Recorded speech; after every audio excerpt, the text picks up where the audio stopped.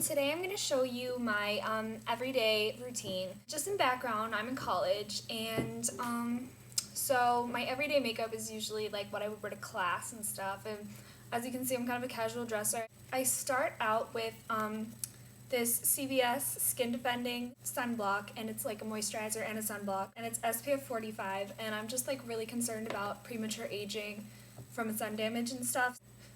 The next step that I do is before this kind of sets, because like due to the fact that it's oil free, it kind of it does kind of dry. I like to put on my cream blush because it's a waterproof formula, Makeup Forever Aqua Cream, and it sets pretty quickly. So in order to give myself a wider blending window, I like to put that on while the sunscreen is still a little bit wet.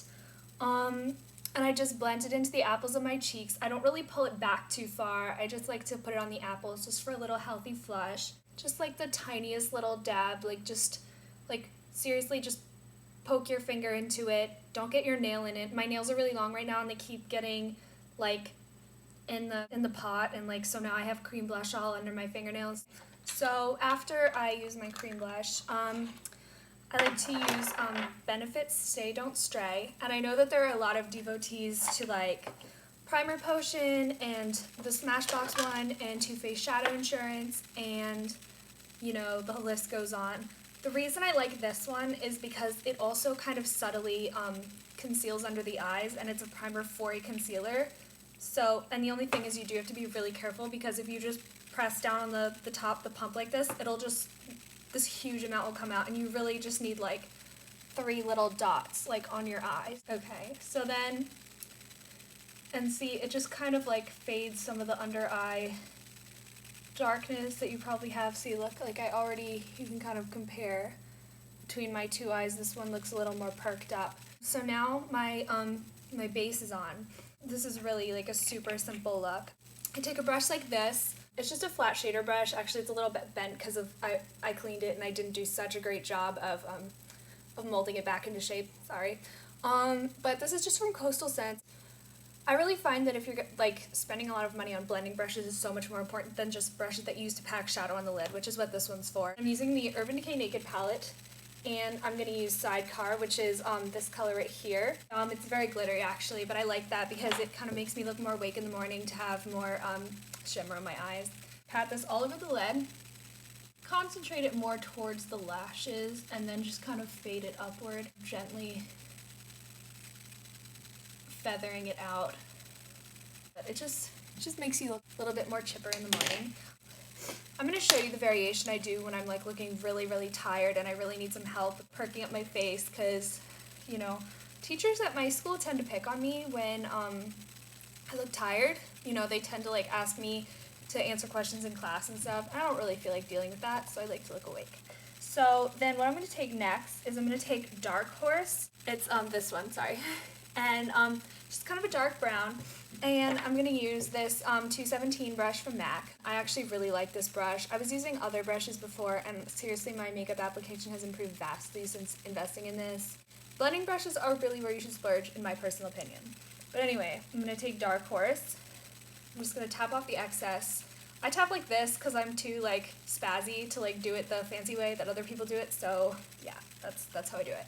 I like to start in the outer corner right here, you know, just kind of like make my eyes look a little deeper set, because when I'm very tired, I lose definition in my eyelids. So what I like to do is I like to just add that back in, see? And that's like, you know, very, like much more defined on this side than it is on this side, as you can see. And then do the same thing on the other eye, and just kind of like wiggle it in the outer corner of the eye, and then you bring it in, and you follow like the bone structure of your eye. So, you know, don't like try to draw an artificial crease or anything, just embrace the one that you have, and just blend it in like this, and just keep going, you know. If you find that you have a harsh edge, what I do if I have a harsh edge is I take the MAC 224, and this is the only other MAC brush that I have, and this is also a blending brush, so I just find that this is like the best thing to spend your money on. And then I take a color like either Naked or Sin, these two right here, depending on, you know, whether or not I'm, like how tired I am or whatever. If I'm really tired, I use the sparkle color, the Sin, sorry, I was trying to say shimmer and sin at the same time. The shimmer color called Sin, and I just kind of use that to buff all the way up to my brow bone and just to kind of like fade those colors out, and that just makes it look very natural. Now, what I do is I take my, this is my double-ended one that came with the Naked palette, but take the black, which is called Zero, and you just kind of line the top of your top lash line. It doesn't have to be super neat because you're going to smudge it out with a brush. Then I'm going to take this brush, and it's just like a tiny little smudger brush. I know Stila makes one that has a liner brush on the other end, and I actually have that, but I have it at my house, and right now I'm at school, so I'm using this one from Coastal Scents, and I have no complaints about it. It's comparable to the Stila one, so I'm going to use this. I'm just going to kind of smudge this out, and you just kind of like go along the line, but also pull out as you go. It takes practice to get it right. It's definitely easier to smudge with this than it is with those little foam things that come on the end of your makeup pencils that you get from the drugstore, though. I prefer this 100%. And see, it just looks softer now. You can kind of tell. It just looks very like faded out. It just looks like natural definition in your eye, like you just have a naturally thick lash line. And now what I'm going to do is I'm going to take the other side of this two-sided pencil. It's in the color Whiskey. And I'm just going to go under my lower lash line, just very thin, and just kind of, doesn't have to be neat. Again, I'm going to smudge it out with that same brush, and this just kind of makes your eyes look more open yet again, which is very important in the morning.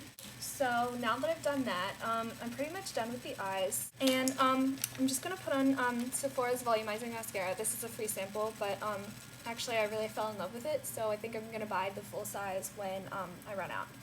And the only weird thing is that when I pull the brush out, look, like the bristles get stuck down, so it comes out looking really crazy, and then look, they all pop up. So that's kind of weird, but I like it. I just like to wiggle at the base of the lashes and then pull up, and that just kind of makes them, like fans them out and keeps them from sticking together. Okay, so just finished my mascara, and for lips, I'm really like pretty chill about lips. Usually I put on some sort of balm. It's just like a tinted balm, and it's got SPF in it, which is really good. Usually I don't cover up anything as far as my skin goes, because I'm usually pretty happy with how my skin's behaving. I've just really figured out how to get it to do what I want.